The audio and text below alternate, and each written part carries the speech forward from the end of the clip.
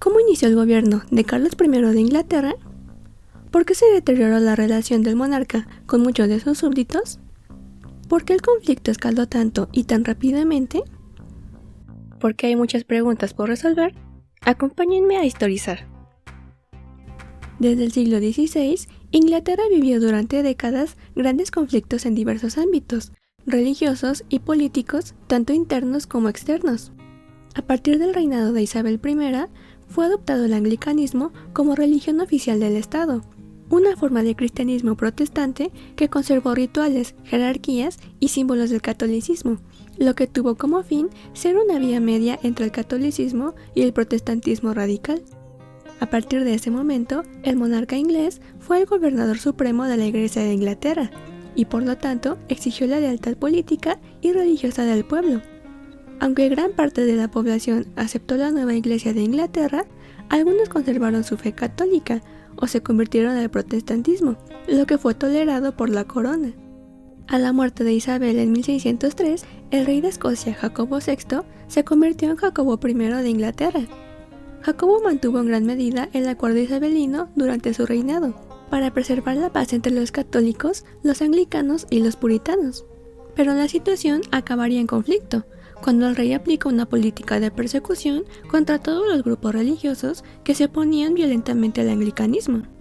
Su reinado también terminó con conflictos con otras naciones, al desatarse la Guerra de los 30 años, en la que su hija Isabel Estuardo y su yerno Federico V fueron destituidos de su trono en Bohemia por las fuerzas católicas.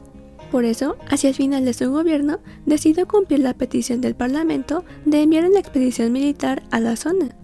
Y a su muerte en 1625, los reinos de Jacobo estaban nuevamente en guerra con España. De esa forma, cuando su hijo Carlos ascendió al trono en 1625, heredó una iglesia nacional que abarcaba en la práctica a diversos grupos religiosos, pero también numerosos conflictos, que a partir de entonces comenzaron a intensificarse. Empezamos mal. Carlos había sido educado en la idea del derecho divino de los reyes, por lo que creía que esa autoridad provenía directamente de Dios y no debía estar limitada por parlamentos ni leyes humanas. Aún así, al inicio de su reinado, los parlamentos fueron convocados con mucha frecuencia, pero solamente porque eran necesarios para la aprobación de presupuestos y políticas de recaudación de impuestos para financiar las campañas militares, que aumentaron cuando Inglaterra entró también en guerra con Francia. Pero los parlamentarios criticaban la política del rey, especialmente su gasto militar y su tendencia al absolutismo, así que la relación entre el monarca y el parlamento se volvió una lucha constante. En 1629, Carlos terminó por disolver definitivamente el parlamento, iniciando su llamado gobierno personal, que duró por 11 años.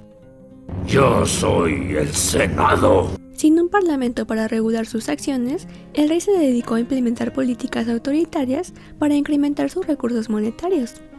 El principal impuesto aplicado directamente por él fue el conocido como ship money, que anteriormente solo se había autorizado durante las guerras y únicamente en las regiones costeras.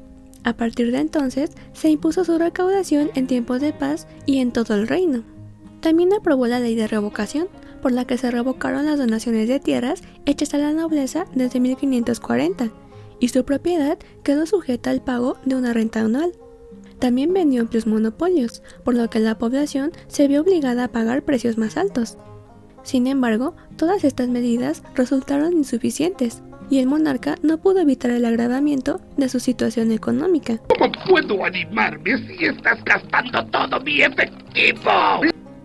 Por otra parte, los problemas con los grupos religiosos también aumentaban. El nuevo monarca profesaba el anglicanismo, aunque su matrimonio con la católica Enriqueta María de Francia provocó que fuera visto como defensor del catolicismo, al que muchos ingleses, después del reinado de Jacobo, veían como una amenaza a la estabilidad de la nación. También los problemas con los puritanos aumentaron, ya que Carlos apoyaba una forma de anglicanismo que incluía ceremonias, jerarquías episcopales y símbolos que los puritanos consideraban papistas. Pero las tensiones más fuertes ocurrieron en Escocia, que era mayormente puritana, donde el monarca intentó imponer el libro de oración común para acercar la liturgia escocesa a la inglesa. Esa acción irritó tanto a los escoceses que en consecuencia firmaron el Pacto Nacional, un documento que afirmaba la independencia de la Iglesia y el Parlamento escoceses.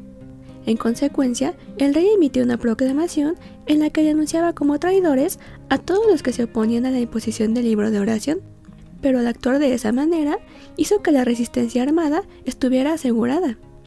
Chale, ya la cagué, ¿verdad? Los escoceses, en efecto, se rebelaron violentamente contra el rey, lo que desembocó en las guerras de los obispos. Así que el monarca se vio envuelto en un conflicto armado contra sus propios súbditos. Por eso, en ese año de 1640, el rey se vio obligado a convocar nuevamente al parlamento, ya que ahora necesitaba recaudar fondos de manera urgente. Sin embargo, el parlamento continuó negándose mientras el rey no redujera sus políticas absolutistas. Además, la oposición del parlamento al poder del rey se vio intensificada aún más debido a que éste estaba conformado en gran parte por puritanos, lo que los hacía muy influyentes en él. Pero el monarca no accedió a las condiciones, renunciando a la ayuda parlamentaria, disolviendo el parlamento nuevamente y continuando las campañas sin más recursos monetarios. Aquel momento marcó la aceleración de la decadencia de su gobierno. Usted no aprende, ¿verdad?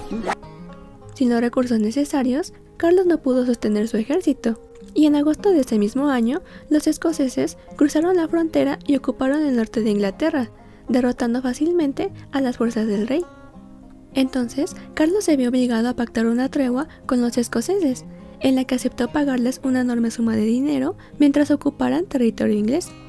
Sin embargo, la corona no contaba con los fondos para pagarlo, por lo que nuevamente, a finales del año, el rey tuvo que convocar al parlamento, esta vez de forma indefinida, lo que se conoció como el Parlamento Largo. Esta vez, el monarca, al verse aún más acorralado que la última ocasión, accedió más fácilmente a las condiciones que se le impusieron. Así que vuelve arrastrándose, ¿eh? Carlos se vio obligado a desmantelar las instituciones del gobierno absoluto y perdió su derecho a disolver el parlamento. Y una vez incrementadas sus facultades, algunos miembros del parlamento comenzaron a tomar represalias contra quienes habían participado en el gobierno personal del monarca. Thomas Wentworth, conde de Strafford, el principal asesor del rey, fue acusado de traición y ejecutado en mayo de 1641, mientras William Laud, arzobispo de Canterbury, también fue arrestado por imponer prácticas religiosas percibidas como católicas. Entonces, la situación escaló más rápidamente. Estas acciones incrementaron el disgusto del monarca, y poco después, cuando supo que el parlamento planeaba también acusar de traición a su esposa católica Enriqueta María, tomó medidas drásticas. En enero de 1642, el rey entró personalmente en la Cámara de los Comunes con 40 soldados armados, para arrestar al mismo a 5 parlamentarios radicales acusándolos de alta traición. Pero los parlamentarios acusados, que ya estaban prevenidos del plan del rey, huyeron y se refugiaron en la ciudad de Londres. Eso representó el punto de quiebre definitivo. Las acciones de Carlos se tomaron como una violación directa de la ley y de las libertades parlamentarias. La imagen del rey, irrumpiendo con soldados armados en el recinto parlamentario, escandalizó al país entero. Temiendo por su seguridad, el rey se trasladó al norte para reclutar un ejército, mientras que Enriqueta salió al extranjero para recaudar fondos para financiarlo. ¡Se armó la gorda! El 22 de agosto de 1642, Carlos hizo su estandarte de batalla en Nottingham, señalando el inicio de la guerra. De esa forma, en apenas 2 años, el país se había precipitado hacia la guerra civil, uno de los conflictos más destructivos de la historia británica, que causó la pérdida de unas 200.000 personas, y que se extendió por 9 años, hasta la abolición temporal de la monarquía y el establecimiento de la República de Inglaterra. Saludos y muchas gracias a Jorge Álvarez por ser miembro del canal. Gracias por tu apoyo. Gracias por ver el video de hoy.